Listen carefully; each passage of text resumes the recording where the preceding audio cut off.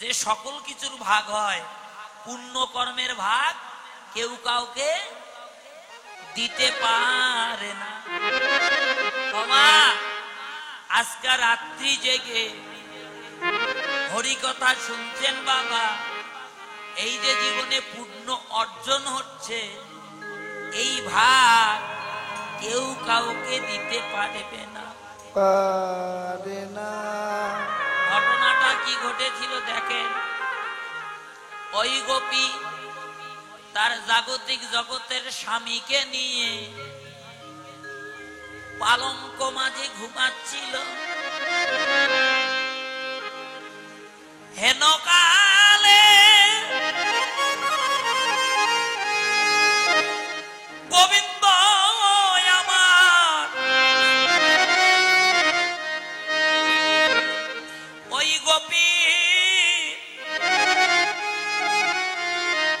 গোপীর নাম ধরে যখন বাঁশিতে বাজালো বাবা, আরে গোপী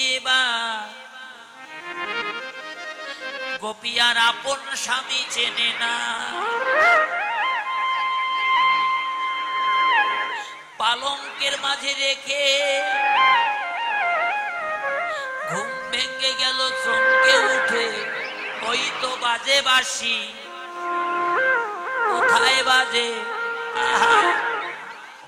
যেদিক বাজে বাঁশির ধ্বনি শুনে পালঙ্ক থেকে নেমে ঘরের দরজাটা খুলে, যে কথা বলবেন না, যেদিকে বাঁশি বাজছে ওই দিকে গোপী আমার ধেয়ে চলছে বাবা। বাবা একই তো দরজা খোলা, দেখেন কে কার কতটা আপন।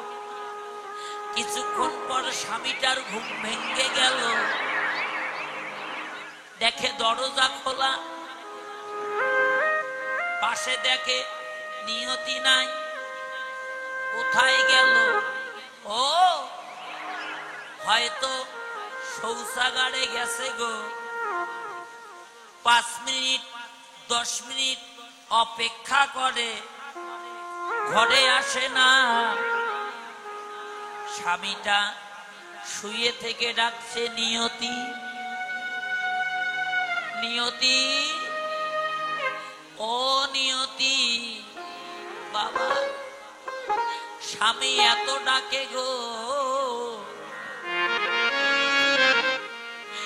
স্বামীর ডাক একবারও তার কর্ণে যায় না।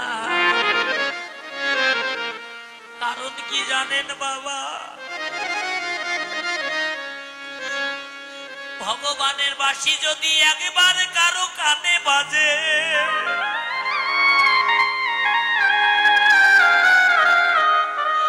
ওই কর্ণে মায়ার ডাক আর প্রবেশ করে না। স্বামীটা নিয়তি নিয়তি বলে চিৎকার করে, একবার ঘরে খোঁজে, একবার বাহিরে খোঁজে। কি ব্যাপার? আমাকে না বলে তো কোনোদিন ঘর থেকে বাহির হয় না, আজকে কোথায় গেল রাত্রিতে? তাড়াতাড়ি করে ঘর থেকে স্বামীটা বাহির হয়ে আঙ্গিনায় খোঁজে, বারান্দায় খোঁজে, চতুর্দিকে খোঁজে, বাবা কোথাও নাই। নিয়তি নিয়তি বলে স্বামীটা রাত্রিতে চিৎকার করছে। একই তো পূর্ণিমার রাত বাবা। এবার দূরদেশ দেখতে লাগলো, দেখে ওই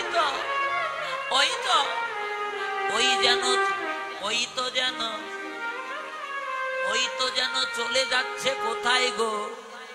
এই দেখেন, একদিকে ভগবান টানে, স্বামীটা চিৎকার করছে, নিয়তি নিয়তি নিয়তি বলে স্বামী এত ডাকে। স্বামীর ডাক তবু তার কর্ণে প্রবেশ করে না, চলছেই বাবা। স্বামীটা দৌড়ে এসে সামনে দাঁড়াইয়ে বলছে, এই পাগলি, কোথায় যাও এত রাত্রিতে? আমাকে না বলে তো কোনোদিন ঘর থেকে বাইরে হও না, কথা বলে না। আমি এত ডাকছি, কি হলো কথা বলো, তোমার কি হলো গো?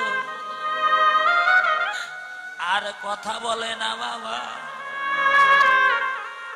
ভগবান মায়া খেলা দেখবার জন্য বাঁশির ধ্বনিটা একটু ধীর করে বাজালো। এবার স্বামীর ডাক গোপীর কর্ণের প্রবেশ করলো। স্বামীটা হাতটা টেনে ধরেছে, চলো ঘরে চলো। গোপী নয়ন জলে কেঁদে কেঁদে বলছে, স্বামী গো আমার হাত ছেড়ে দাও। বলছে কেন? ওই দেখো, তুমি কি শুনতে পাও না?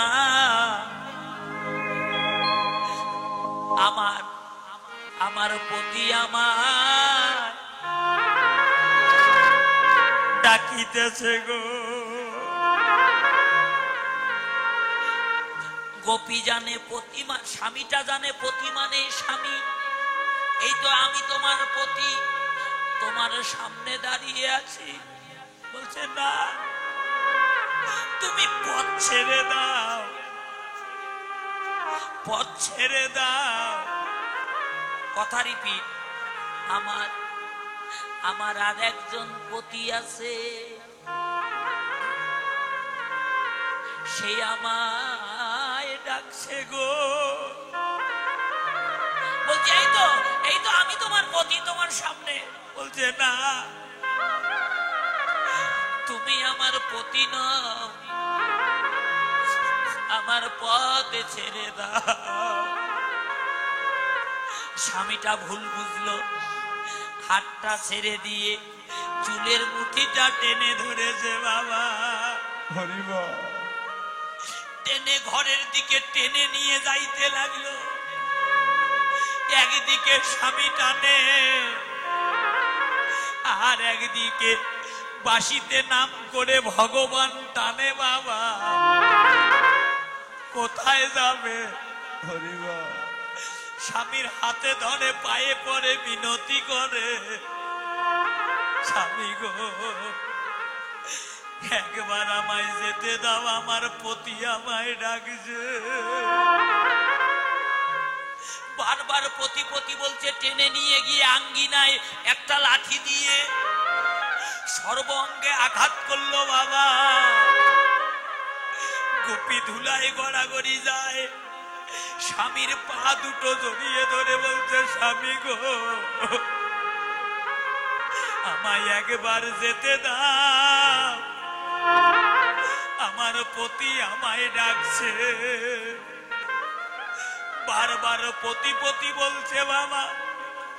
ঘরের মধ্যে নিয়ে গিয়ে একটা লাঠি দিয়ে আবার এমন ভাবে আঘাত করলো, দুটি হাত ভেঙে দিল, দুটি পা ভেঙে দিয়ে খাটের খুঁটির সাথে রশি দিয়ে হাত দুটো বাঁধলো, পা দুটো বেঁধে স্বামীটা ঘরের দরজাটা বন্ধ করে দিয়ে বাইরে এসে বলছে, যা দেখি এখন কেমন করে যাস।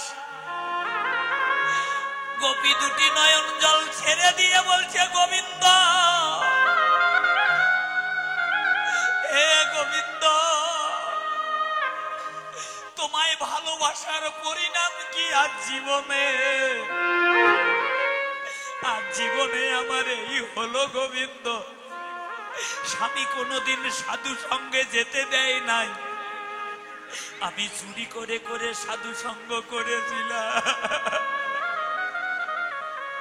একদিন তোমার পূজা না করে, তোমার সেবা না দিয়ে আমি এক বিন্দু জলপান করি নাই গোবিন্দ।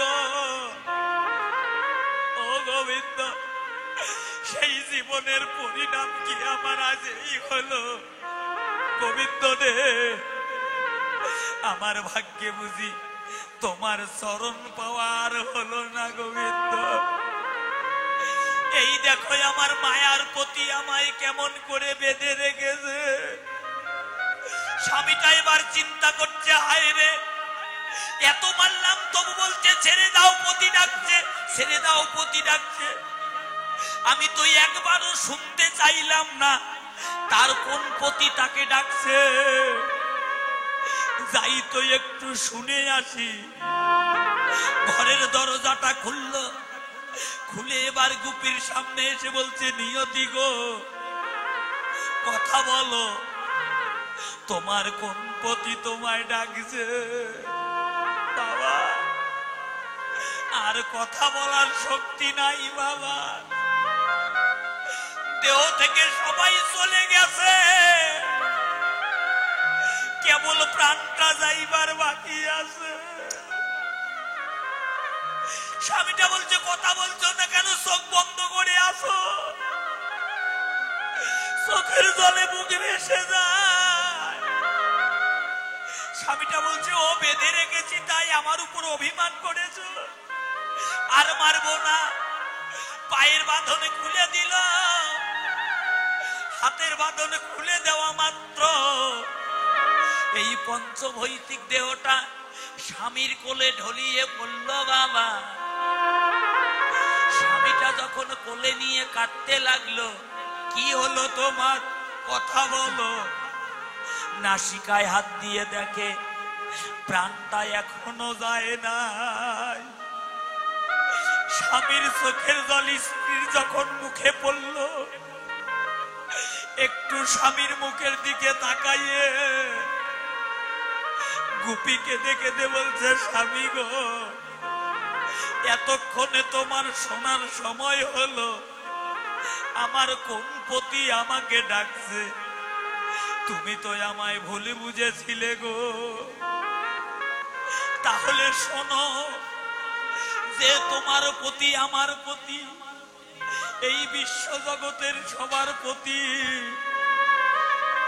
গোবিন্দ আমায় ডেকেছিল, তুমি তো আমায় যেতে দিলে না স্বামী। ও স্বামী, তুমি না আমার ভোগে বিলাসের দেহের স্বামী। পিতা একদিন চন্দ্র সূর্য অগ্নি দেবতাকে সাক্ষী রেখে এই দেহটা তোমার হাতে তুলে দিয়েছিল। এই দেহটা বড় ভালোবাসো না? এই যে নাও, আজ হইতে তোমার ভোগের দেহ তোমার আমি দিয়ে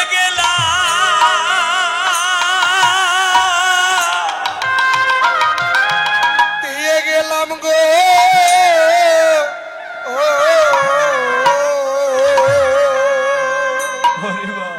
তোমার ভোগের দেহ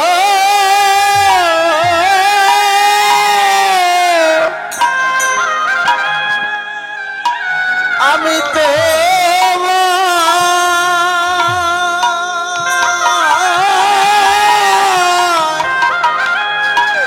তোমায় দিয়ে গেলাম, আমি তোমায় দিয়ে গেলাম গো।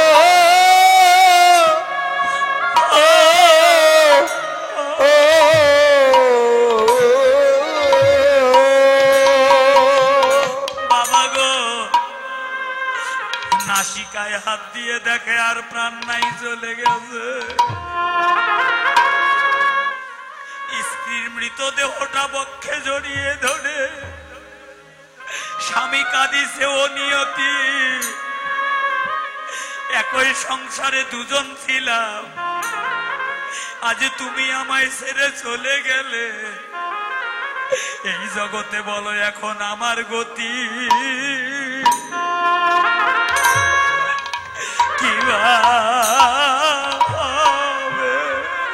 ও নিয়তি,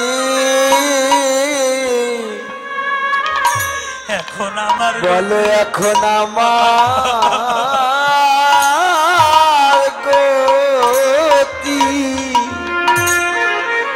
এই জগতে কিবা নিয়তি কিবা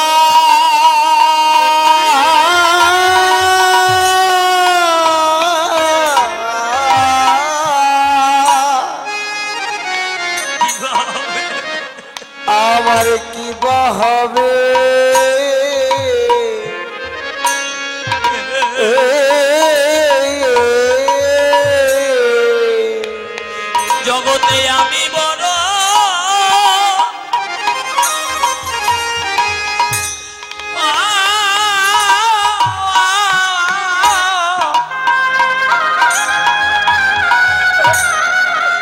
আমি বড়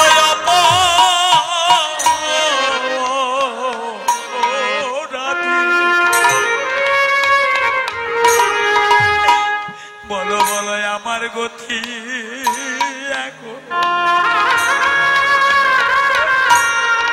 এখন কি বা হবে? জগতে আমি বড় কেউ কারো আপন নয় বাবা।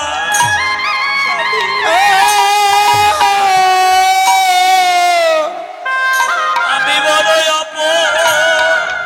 আমি বড় অপরাধী।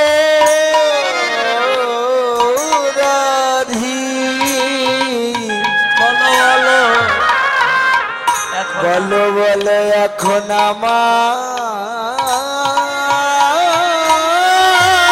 গতি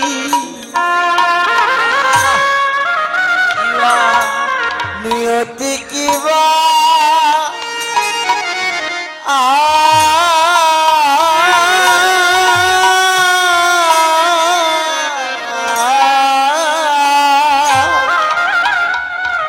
হবে আর কিবা হবে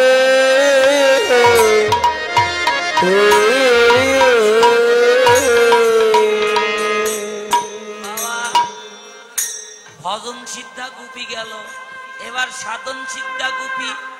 কোন গোপী পতি শনে ছিল আলাপনে গো, আর কোন গোপী প্রতিশনে ছিল আলাপনে গো। হেন কালে স্বামীর বাসি পটেতে বাঁধিল রে, পরে নেতে বাঁধিল। আরে হানা কালা চামের বাসি কনেতে বাজিল গো, কনেতে বাজিল। আর কি গোপী রইতে পারে, আর কি গোপী দিতে পারে, আর কি গোপী রইতে পারে, আর কি গোপী বলিতে পারে। ওরে পতির পতি ডাকিতেছে, আর কি গোপী রইতে পারে। পতির পতি ডাকিতেছে, আর কি গোপী রইতে পারে। ভজনের স্তর হলো 4টি: স্থূল, প্রবর্তক, সাধক আর সিদ্ধি। কেউ যদি ভাগ্য গুণে, ভজনের গুণে যদি কেউ সিদ্ধির দেশে পৌঁছাইতে পারে, মৃত্যু কোন দিন কখন কোন মুহূর্তে তার হবে সে তখন বলে দিতে পারে। ওই গোপী স্বামীটা ভাগবত পাঠ করছে, রাত্রি গোবিন্দ স্বামীর মুখে ভাগবত কথা শ্রবণ করতে করতে গোপী বলছে, স্বামী সাজিয়ে দাও, সাজায়ে দাও, সাজাইয়ে দাও, সাজায়ে দাও। অববারে যাইবা ডাক এসেছে, সাজাইয়ে দাও। অববারে যাব ডাক এসেছে, সাজায়ে দাও। ওমা বাবা, কেউ কি পারে কারো আপনজনকে জন্মের মতো বিদায় দিতে? পারে না বাবা। এই দেখেন, লাল একটা বেনারসি এনে পড়াইয়ে দিল, সিঁথিমূলে সিঁদুর পড়াইয়ে দিল, সর্বঙ্গে তিলক পড়াইয়ে দিল, বক্ষ দেশে কৃষ্ণ নাম লিখে দিয়ে স্বামীটা নয়ন জলে কাঁদিছে।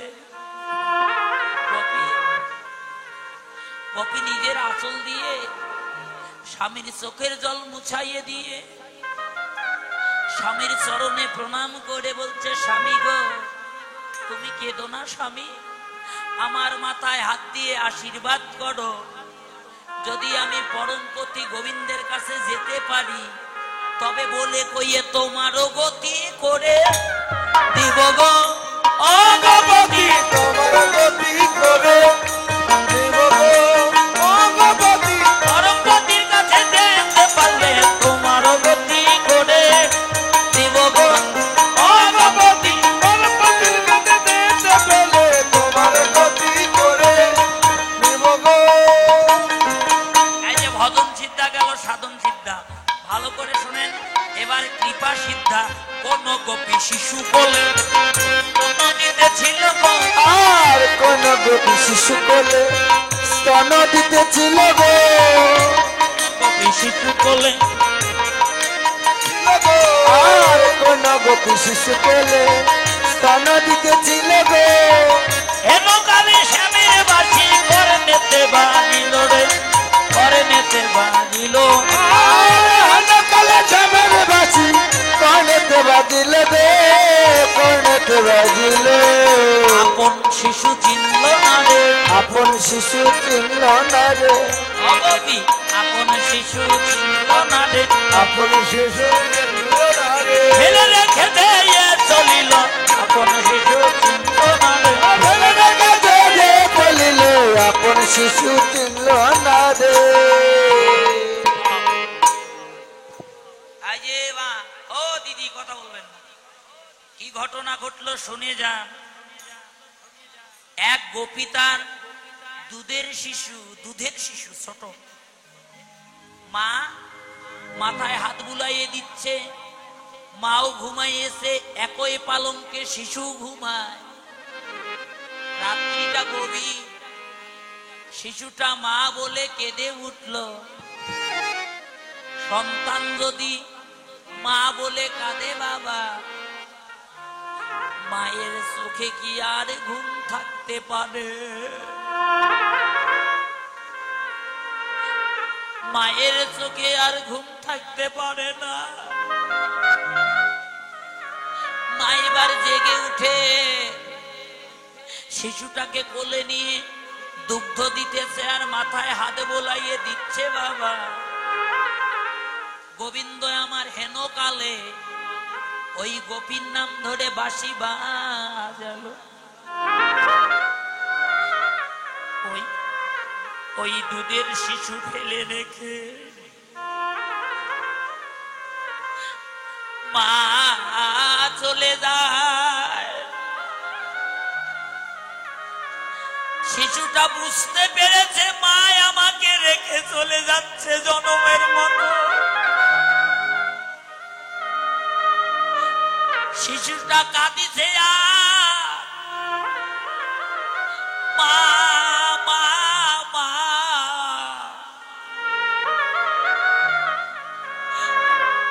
মা বলে ডাকছে বাবা।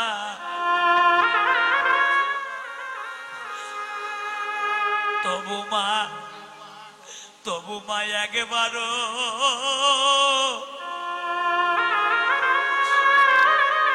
পিছন ফিরে তাকায় না।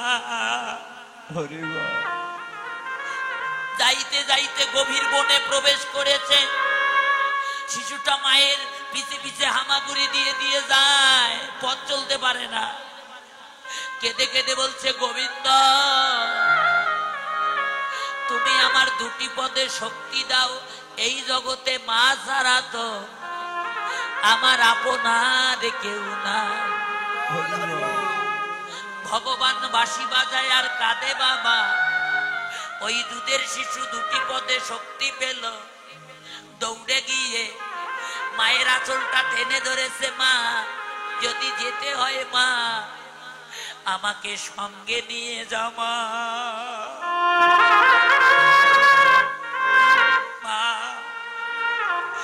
তুমি ছাড়াই আমার জগতে যে আর কেউ না।